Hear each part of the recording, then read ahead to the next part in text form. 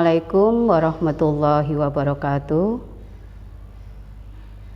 Mari anak-anak, sebelum pembelajaran untuk pertemuan hari ini kita berdoa dulu. Mudah-mudahan kalian semuanya diberikan keselamatan dan mudah-mudahan apa yang kalian pelajari untuk hari ini kalian bisa menerima dengan baik. Bismillahirrahmanirrahim. Raditu billahi rabbah wa bil islami dina wa bi Muhammadin nabiyya wa rasulah. Rabbi zidni ilman nafi'a warzuqni fahman thayyiba. Anak-anak, untuk pertemuan pertama materi bahasa Indonesia, Ustadzah akan menjelaskan yaitu mengenai ide pokok. Sebelum Ustadzah menjelaskan ide pokok, Ustadzah akan mengulang kembali yaitu mempelajari paragraf. Kalian mungkin sudah mempelajari paragraf ini di kelas 5. Ada yang ingat pengertian dari paragraf? Kalau misalnya kalian sudah lupa, maka Ustadzah akan mengulangi lagi pengertian dari paragraf. Paragraf adalah gabungan beberapa kalimat yang di dalamnya terdapat satu ide pokok dan satu kalimat utama dan yang lainnya merupakan kalimat penjelas. Biasanya ditandai penulisan agak menjorok ke dalam. Kalau misalnya rata penulisannya kiri dan kanan, biasanya untuk menghitung spasi, untuk menghitungnya lewat pemindahan perspasi. Ada berapa paragraf? Macamnya, paragraf dibedakan ada 3. Yang pertama, paragraf deduktif. Yang kedua, paragraf induktif. Yang ketiga, paragraf campuran. Kalau paragraf deduktif itu kalimat utamanya ada di awal. Kalau induktif itu berada di akhir. Sedangkan kalau di awal dan di akhir maka disebut dengan paragraf campuran. Ini sekedar mengulang materi di kelas 5. Lanjut, Ustadzah akan menjelaskan mengenai ide pokok. Ide pokok adalah topik masalah yang dibahas dalam satu paragraf atau teks bacaan. Di buku tema kalian itu dijelaskan yaitu di halaman 2-4 yaitu materinya bagaimana jagung berkembang biak.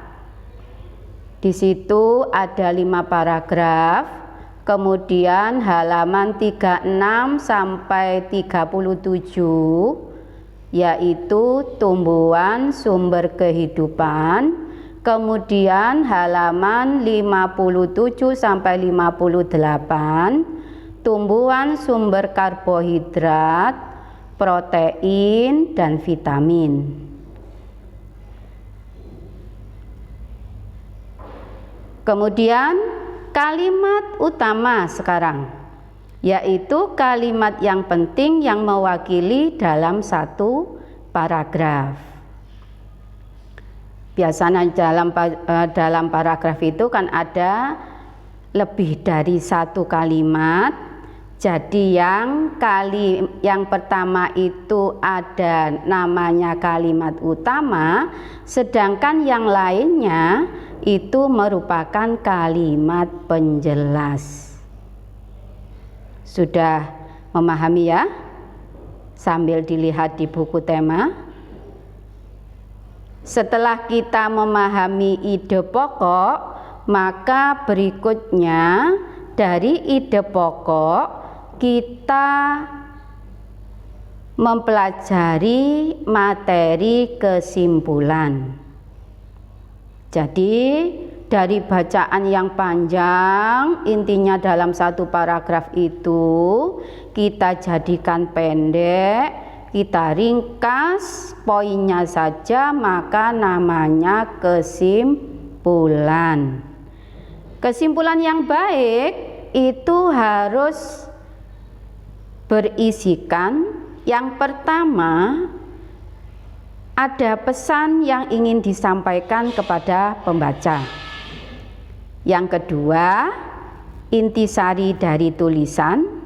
Yang ketiga, dimulai dari khusus ke umum. Yang keempat, menggunakan kosakata baku. Yang kelima, suatu pernyataan yang dibuat berdasarkan ide pokok dan kata kunci dari kalimat penjelas dengan kalimat sendiri. Ini isi dari kesimpulan harus mencakup 5 poin yang sudah Ustadzah sampaikan tadi. Demikian penjelasan dari Ustadzah sampai kesimpulan. Karena pertemuan bahasa Indonesia itu ada 2 kali, maka yang pertama Ustadzah menyampaikan materi, untuk berikutnya yaitu kalian mengerjakan tugasnya. Sebelum kalian mengerjakan tugas di buku tema, kalian nanti harus membaca terlebih dahulu halaman 57 sampai halaman 58. Di halaman 57 sampai 58 itu judulnya, bacaannya tumbuhan sumber karbohidrat, protein, dan vitamin. Coba kalian perhatikan, di buku itu ada 3 paragraf. Nanti masing-masing paragraf kalian harus menentukan mana ide pokok. Setelah itu dari ide pokok itu kalian menentukan kesimpulan. Jadi kalian nanti dari materi itu baca terlebih dahulu, selesai baru kalian kerjakan sesuai tabel, tapi nanti kalian mengerjakannya lewat link yang Ustadzah kirimkan. Demikian pembahasan ide pokok pada hari ini. Mudah-mudahan semuanya bisa memahami dengan baik. Ustadzah akhiri, wassalamualaikum warahmatullahi wabarakatuh.